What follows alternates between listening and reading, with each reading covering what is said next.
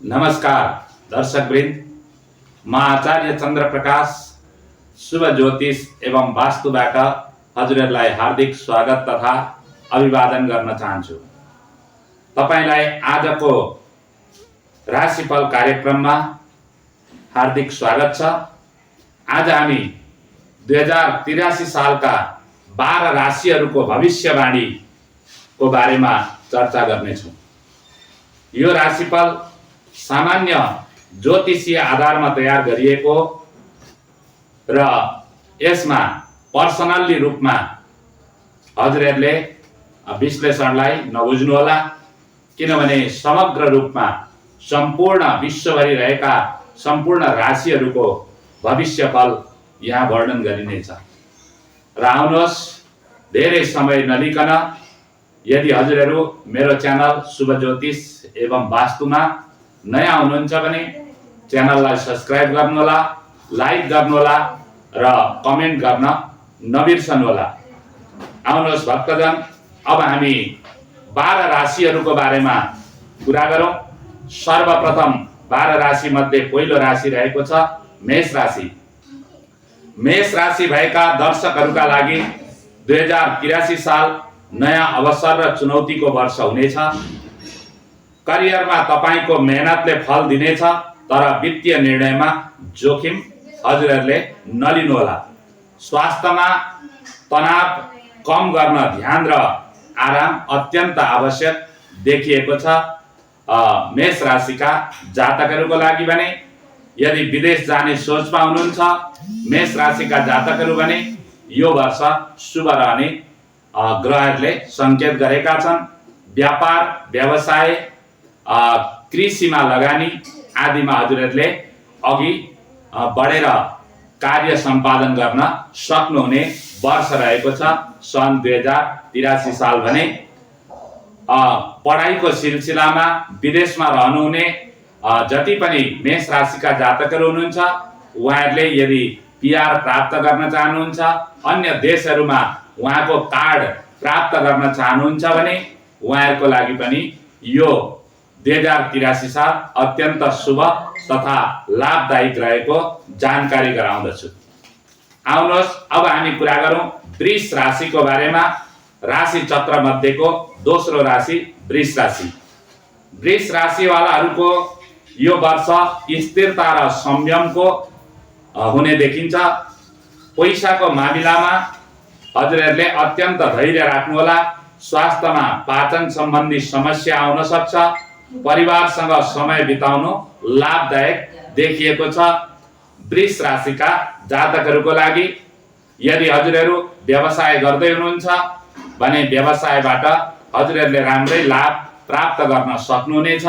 व्यापार गर्दै हुनुहुन्छ अथवा कुनै सरकारी कर्मचारीको कुनै उच्च पदस्थ अधिकारी हुनुहुन्छ अथवा कुनै सानै पोस्टमा भए पनि कार्यरत हुनुहुन्छ भने हजुरहरूको मेहनत अनुसारको आम्दानी हजुरहरूले प्राप्त गर्न सक्नुहुनेछ।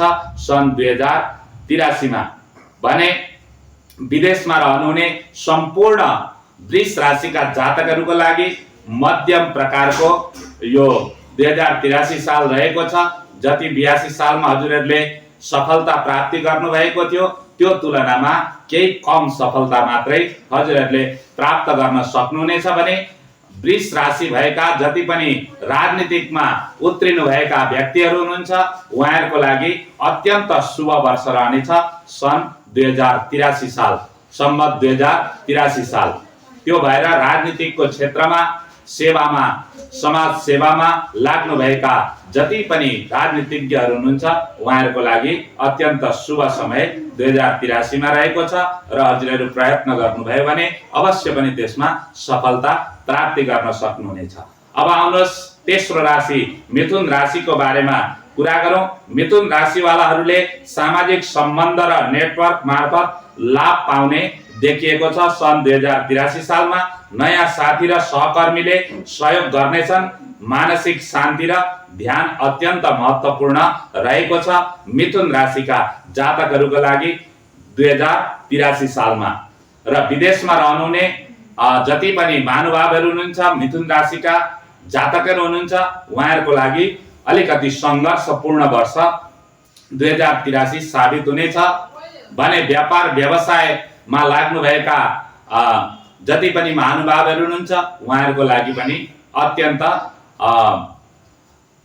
सङ्घर्षपूर्ण वर्ष 2083 रहने देखिएको छ भने स्वास्थ्य सम्बन्धी चर्चा गर्दाखेरि भनेको स्वास्थ्यमा उतार चढाव निरन्तर रूपमा 2083 सालमा देखिने ग्रहहरूको स्थितिले बताइराखेको छ र हजुरहरू खानपिन आदि इत्यादिमा सावधान हुनुको लागि हार्दिक अनुरोध गर्दै अब हामी कुरा गरौँ चौथो राशि अथवा कर्कट राशिको बारेमा। कर्कट राशि भएका सम्पूर्ण विश्वभरि रहनुभएका जातकहरूको चुनौतीपूर्ण परिस्थिति हजुरहरूले 2083 सालमा सामना गर्नुपर्ने देखिएको छ। परिवार र घरमा समय बिताउनु लाभदायक देखिएको छ भने स्वास्थ्यमा नियमित व्यायाम र सन्तुलन अत्यन्त आवश्यक देखिएको छ। कर्कट राशि भएका जातकहरूको लागि भने विदेशमा रहनुहुने र अध्ययन गर्नुहुनेको लागि भने शुभ देखिएको छ। कर्कट राशिका जातकहरूको लागि 2083 साल भने व्यापार व्यवसाय र राजनीतिक क्षेत्रमा भने अलिकति दौडधुप धेरै गर्नुपर्ने स्थितिहरू आउन सक्छन् र हजुरहरूले अलिकति सावधान भएर आफूलाई त्यो योजनातर्फ अगाडि बढाउनु हुनको लागि पनि अनुरोध गर्दै आउनुहोस्। अब हामी पाँचौं राशि अथवा सिंह राशिको बारेमा कुरा गरौँ। सिंह राशिका लागि यो वर्ष नेतृत्व र सम्मानको वर्ष हुनेछ। पदोन्नति र सफलता सम्भावित छ। स्वास्थ्य ऊर्जाशील रहनेछ। निर्णयमा आत्मविश्वास राख्नु अत्यन्त लाभदायी सिद्ध हुनेछ। सिंह राशिका जातकहरूको लागि अलिकति हजुरहरूले जबरजस्ती नगर्नुहोला, अलिकति जिद्दी नगर्नुहोला, त्यो हजुरहरूको लागि फाइदाजनक नहुने देखिन्छ। 2083 सालमा सिंह राशिका जातकहरूको लागि भने विदेशमा रहनुहुने, अध्ययन गर्नुहुने अथवा नोकरी पेशा आदि इत्यादिमा आबद्ध विदेशमा रहनुहुने सम्पूर्ण सिंह राशिका जातकहरूको लागि भने यो वर्ष अत्यन्त शुभ साबित हुनेछ। 2083 सालमा भने शारीरिक रूपमा अलिकति कष्टहरू हजुरहरूले उठाउनु पर्नेछ। उतार चढावको समय स्वास्थ्यमा देखिएको छ भने राजनीतिक क्षेत्रमा, समाज सेवाको क्षेत्रमा रहनुहुने सम्पूर्ण जति पनि समाजसेवी व्यक्तित्वहरूको लागि भने अत्यन्त चुनौतीपूर्ण वर्ष 2083 रहनेछ सिंह राशिका जातकहरूको लागि। अब आउनुहोस् छैटौं राशि अथवा कन्या राशिको बारेमा कुरा गरौँ। कन्या राशिका जति पनि जातकहरू हुनुहुन्छ आर्थिक मामिलामा सावधानी अपनाउनु पर्नेछ। स्वास्थ्य सन्तुलित रहन्छ। योजनाबद्ध काम र अनुशासन पालना गर्नु महत्त्वपूर्ण देखिएको छ भने राजनीतिक व्यावसायिक रूपमा जति पनि कन्या राशिका व्यक्तित्वहरू हुनुहुन्छ, जातकहरू हुनुहुन्छ उहाँहरूको लागि भने अत्यन्त फाइदाजनक वर्ष 2083 साबित हुनेछ भने वर्षको अन्त्यतिर भनेको हजुरहरूले अलिकति परिश्रम धेर गर्नुपर्ने देखिएको छ। कन्या राशिका जातकहरूलाई भने अध्ययन अध्यापनको क्षेत्रमा भनेको प्रशस्तै लाभ कमाउन सक्नुहुनेछ।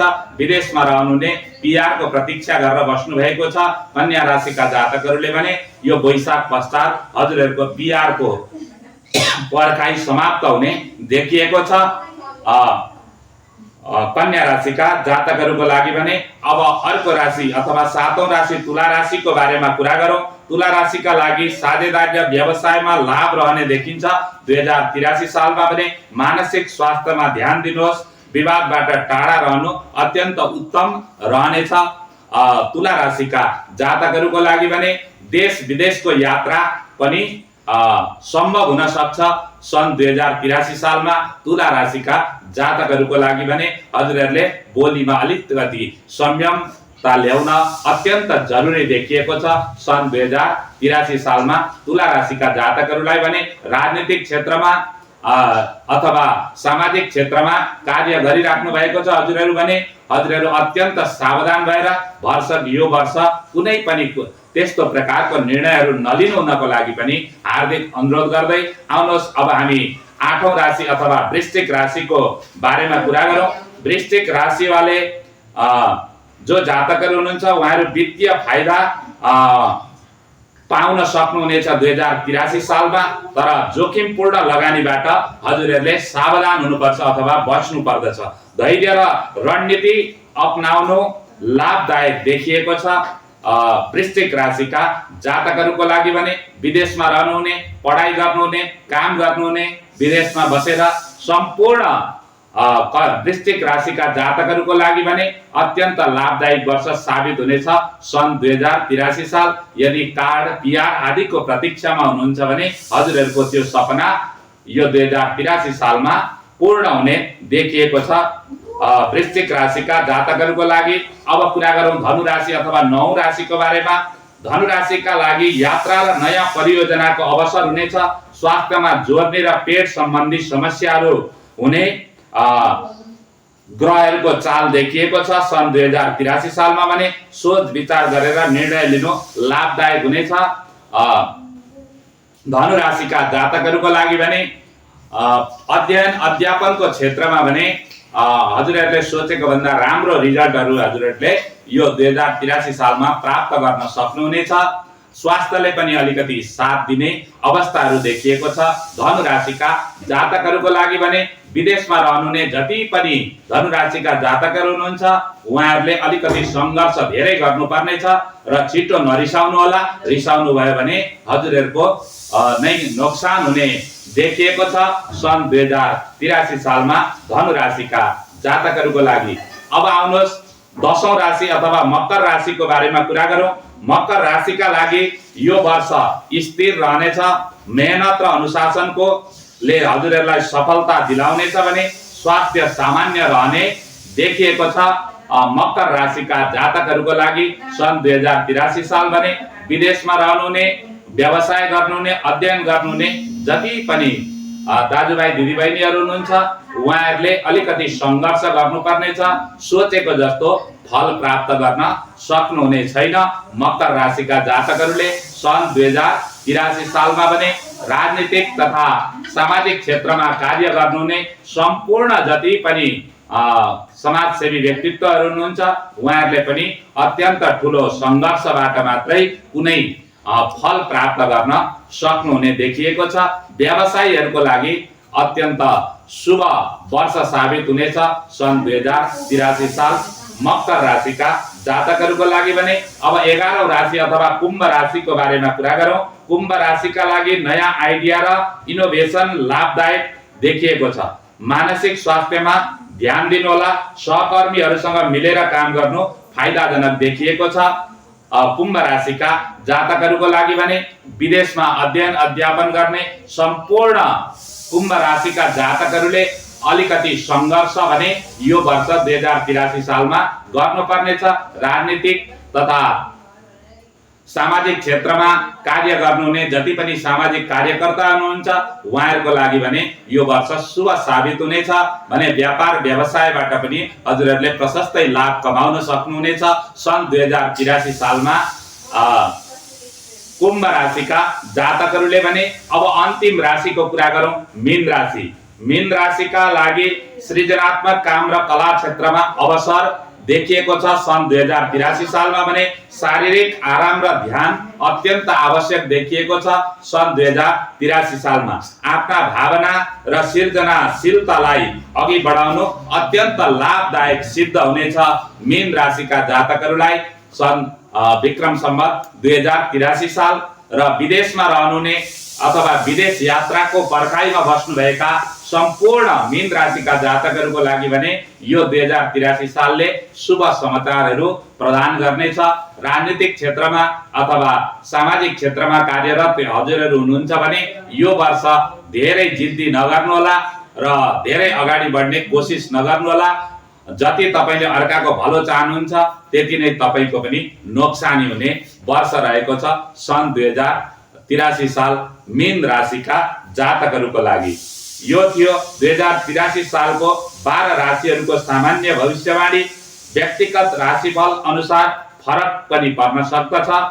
त्यही भएर आफ्नो दिन र समय अनुसार निर्णय गर्नको निमित्त भनेको ज्योतिषीहरूसँग परामर्श लिनुहोला र आफ्नो कुण्डली विश्लेषण गरेर आफ्नो कार्यमा अगाडि बढ्नुहोला भन्ने सुझावहरू प्रदान गर्दै हजुरहरूको यो वर्ष विक्रम सम्वत 2083 साल शुभ रहोस्। सबै क्षेत्रबाट शुभ समाचारहरू हजुरहरूले प्राप्त गर्नुहोस्। हजुरहरूको स्वास्थ्य राम्रो रहोस्, सामाजिक क्षेत्रमा खूब नाम कमाउनुहोस्, व्यावसायिक क्षेत्रमा खूब धेरै धन कमाउनुहोस्।